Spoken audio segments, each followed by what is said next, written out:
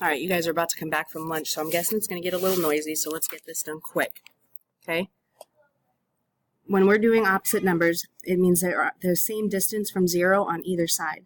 So if we have a positive 3 over here, its opposite is negative 3.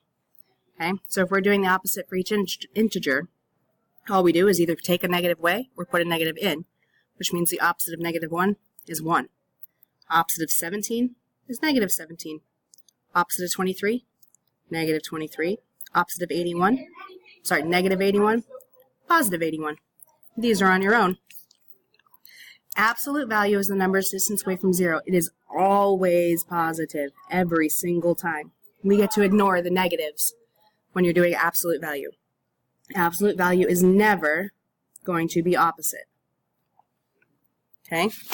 So when we look down at these, absolute value of negative 6 is 6. Absolute value of 6 is 6. Negative 54 is 54.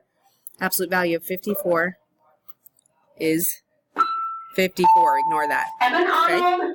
Cooper Hunt, Destiny Charlton. So if you find the absolute value, Charlton, Mariah Harvey, Anaya Clay, we ignore the negative. Lawrence, come to the office, please.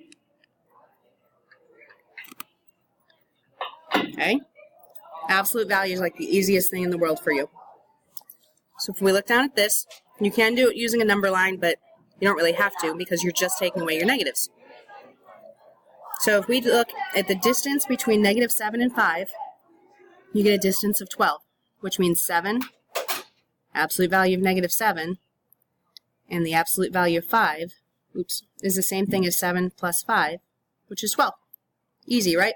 So if we do absolute value of negative 8 plus the absolute value of 8, it's the same thing as 8 plus 8, so it's going to be 16. Those two are going to be on your own.